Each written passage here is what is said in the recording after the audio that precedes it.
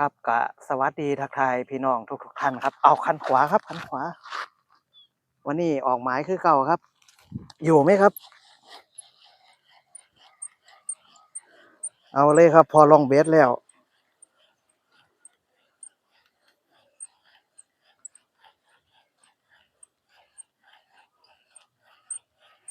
ยังไม่ทันได้ทักทายพี่น้องเลยครับ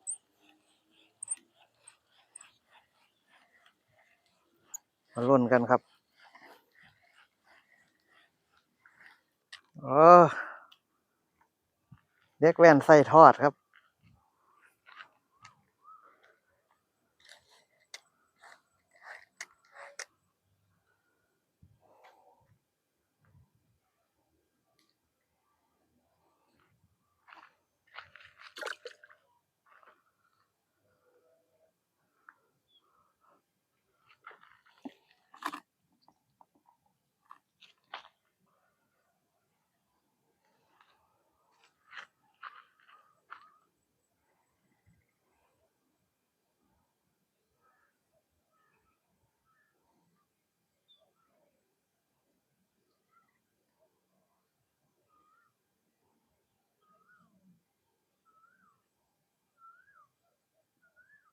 ก็มาลุ้นกันต่อครับบรรยากาศยามเย็นๆมานั่งเล่นครับหากับแก้มไปปิ้งจักตัว2 ตัวครับ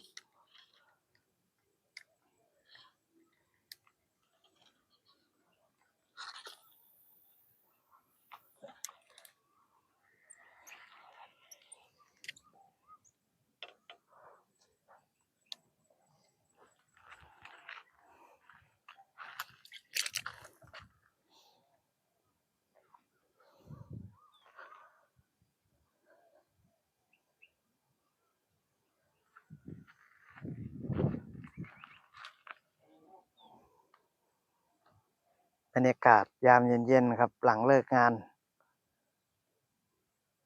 คลายเครียดจากภาวะสงครามตะวันออกกลางทำให้น้ำมันขาดแคลนหนีมาอยู่บ่ออยู่อันนี้แหละครับอยู่บ่ออยู่หนองคือเก่าคลายเครียดครับได้ไม่ได้ก็ค่อยว่ากัน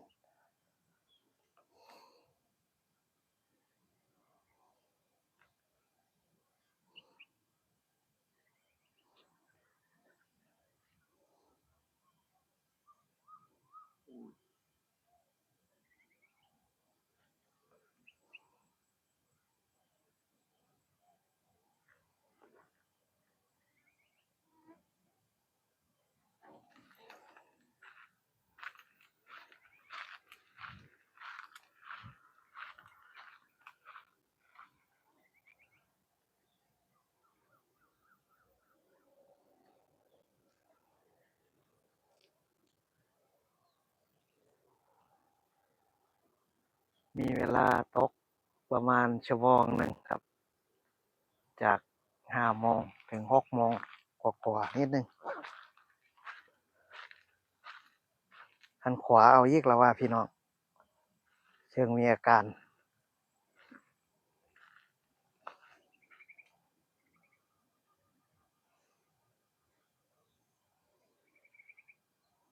2 คันทางข้างๆมันเงียบกริบเลยครับ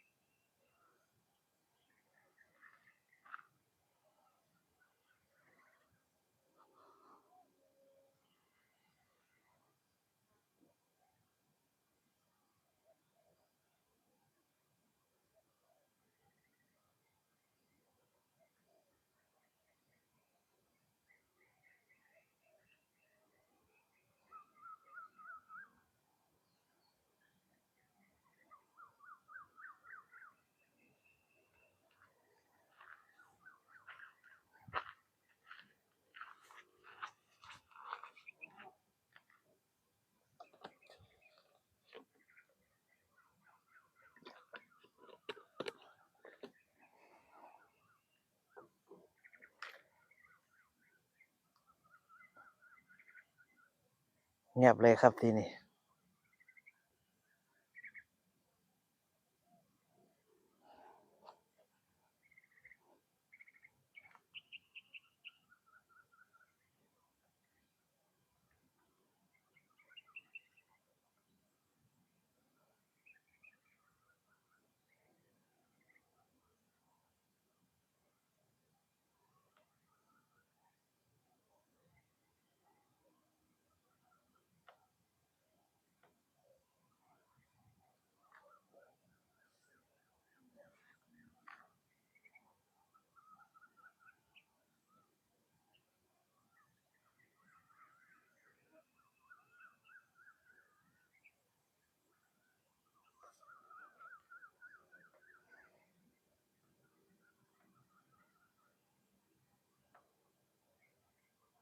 เอ้าอยู่ก็หายไปดื้อๆเลยครับปลา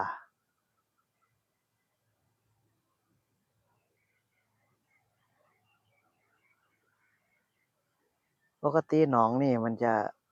ไม่ค่อยกินเหยื่อยากเท่าไรเดะครับมันจะเป็นหมายบ่อทรายครับบ่อทรายล่างเขามาโจกเอาดินไปขายปลานิลแกบมันก็เข้ามาอาศัยอยู่เป็นปลาช่อนก็มีครับปลาช่อนปลาดุกปลาฉลาดกุ้งก็หลายครับน้องนี่พอได้กับข้าวเย็นอยู่ครับมาแต่ละทีก็คันขวาก็เชิงยึกคันขวา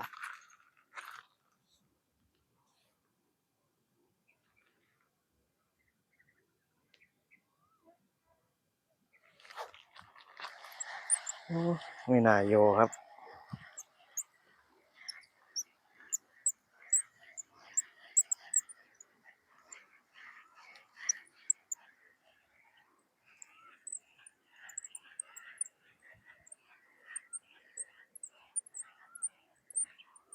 โอ้ยเจอโรคปลานิลอีกแล้วครับ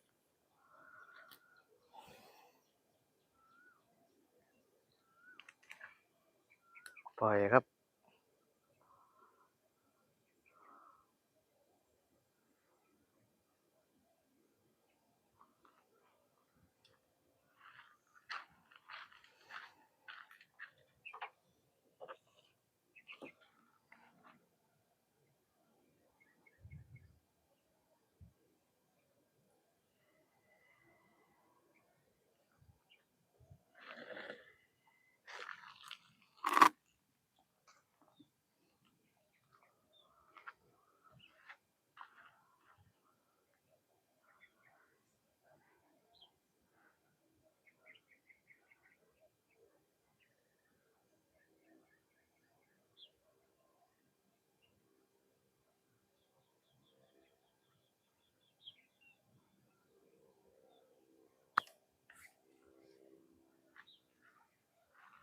นี่สองคันนี่เงียบผิดสังเกต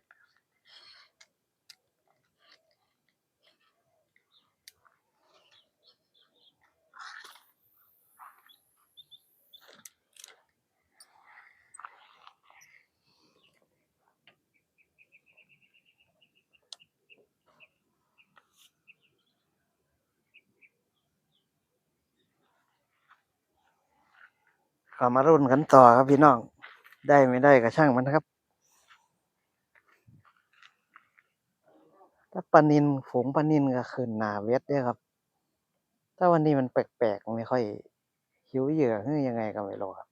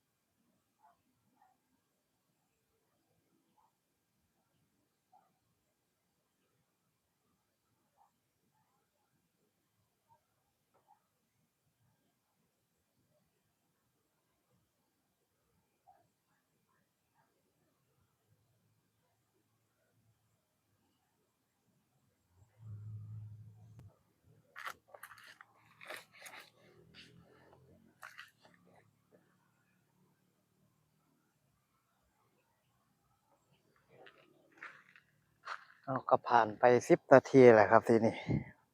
ปลาก็ยังไม่ตอดเหยื่อ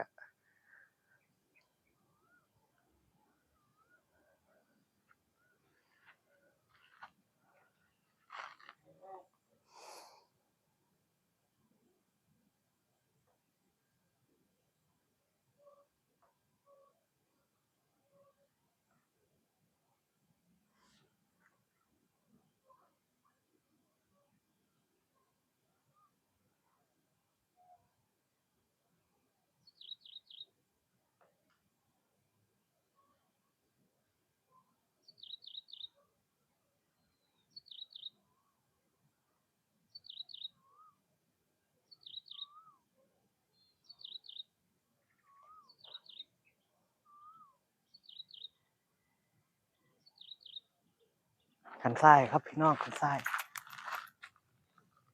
เงียบไปนานครับไม่ยอมกดอีกโอ้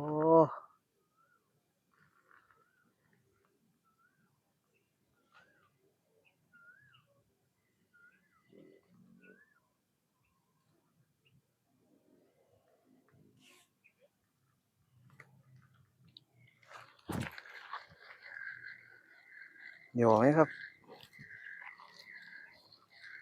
เบาๆ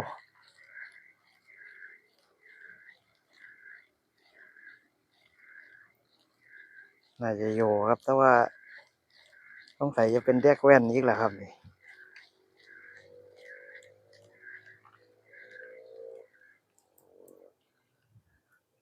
ได้อยู่ครับไส้ทอดพี่น้อง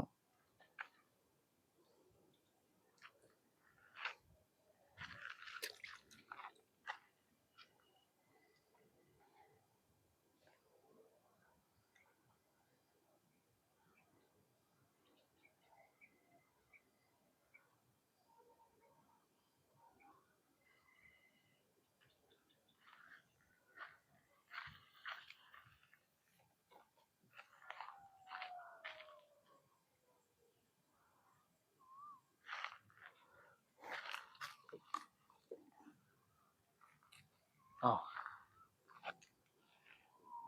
หันขวาครับหันขวายังมีอาการครับ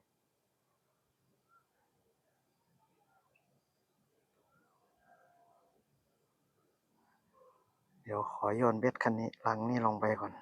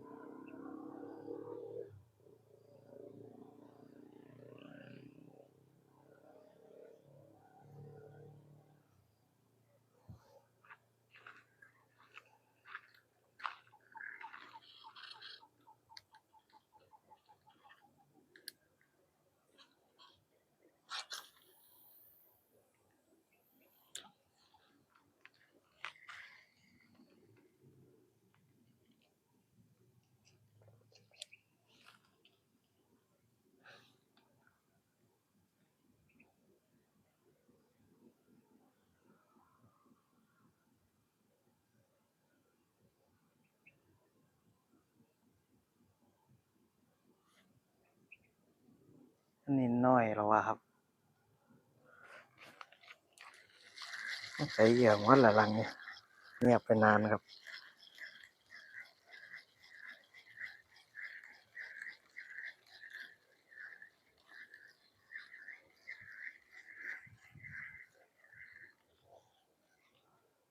นั่นไงหมดจริงครับ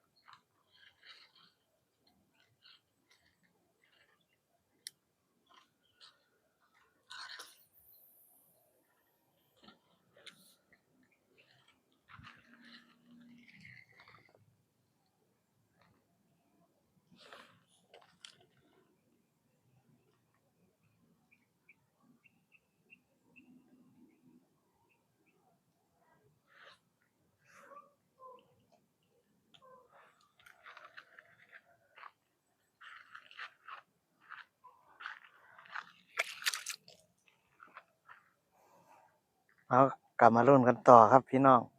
มีเวลาอีกประมาณครึ่งชั่วโมงครับ ก่อนตะวันจะตกดิน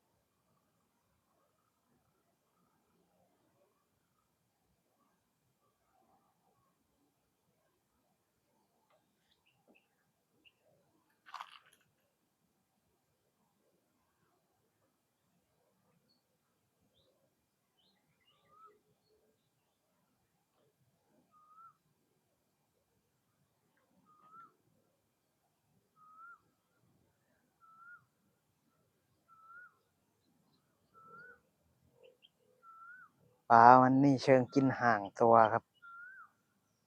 สงสัยจะมีคนมาลงลากอวนลงข่ายกวนมัน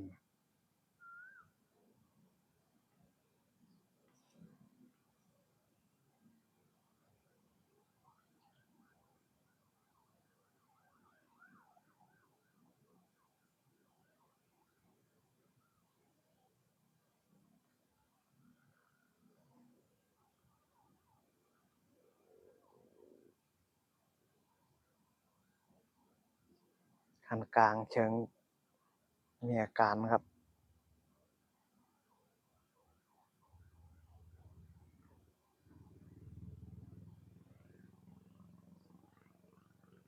ไม่ยอมกดทำไมกดให้ดูคันลอยยักตัวทำไม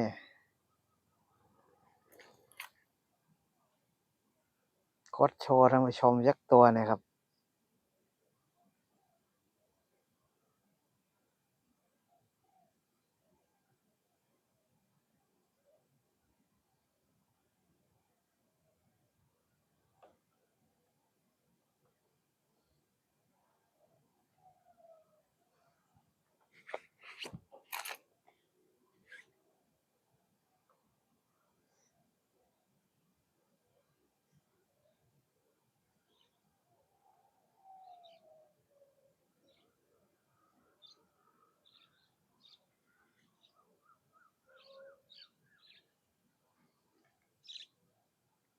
ปลาวันนี้อย่างเงียบจังหน่อยเด้อพี่น้องเด้อเอาคันกลางครับคันกลางลุ้นกัน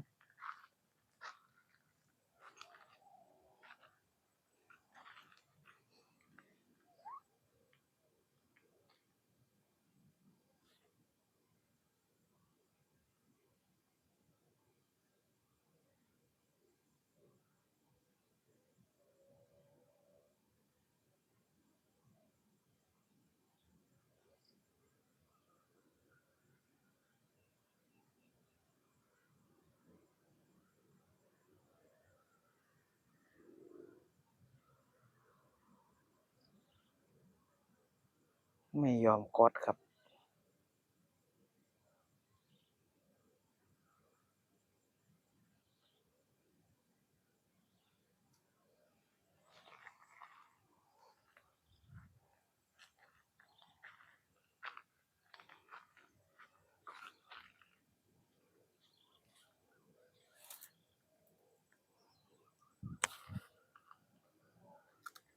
เอาอยู่ไหมครับอยู่ไหมมันนิดน้อยหรอกว่าครับ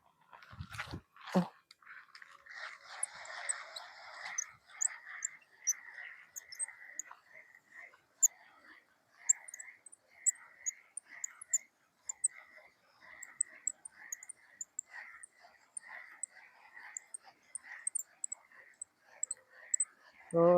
ยโลกปันนินนี่แกครับ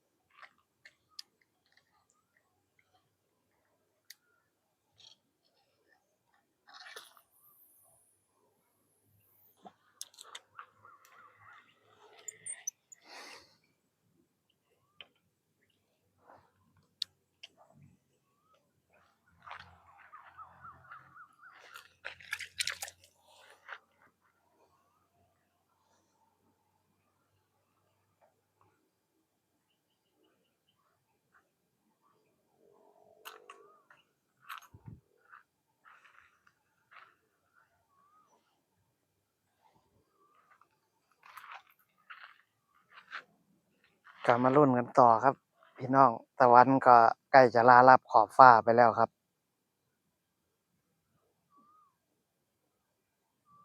ได้ดึงปลานิลน้อยเด็กแว่น3-4ตัวนี่แหละครับ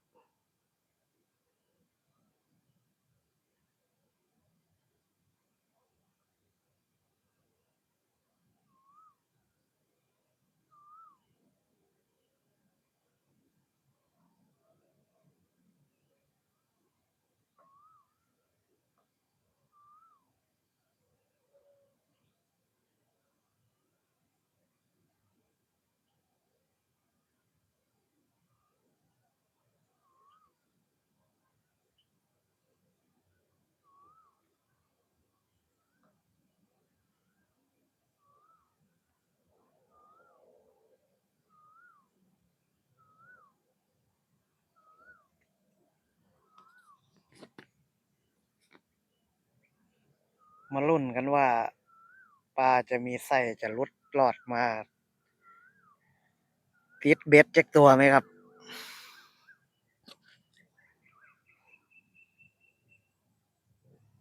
บรรยากาศก็ดีครับน่าแก่น่าถอน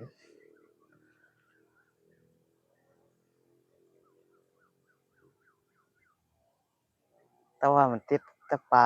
ไม่กินเหยื่อนี่แหละครับ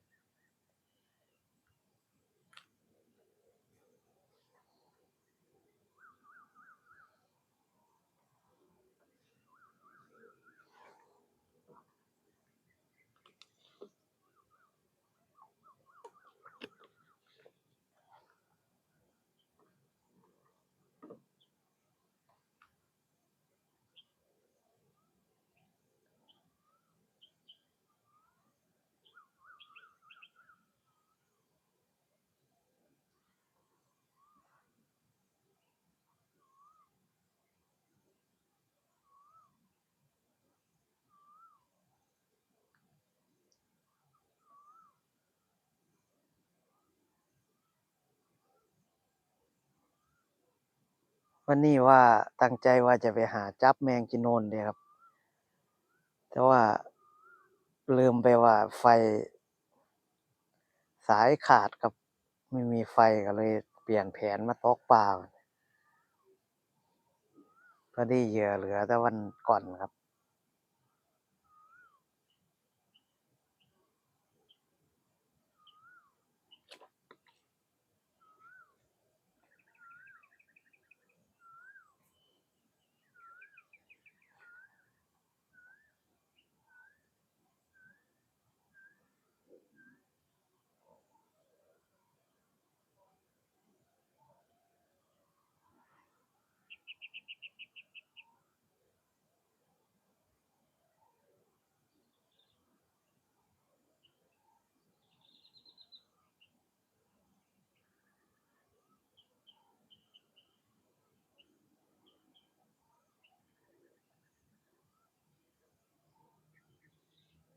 เงียบกริบเลยทีนี้ครับพอตะวันเริ่มใกล้จะตกดินแล้วปลาบ่อนี่ถ้าตะวันตกดินแล้วมันไม่ค่อยกินครับแต่ว่ามันก็เชิงพิษสังเกตตั้งแต่ตอนเย็นแหละครับ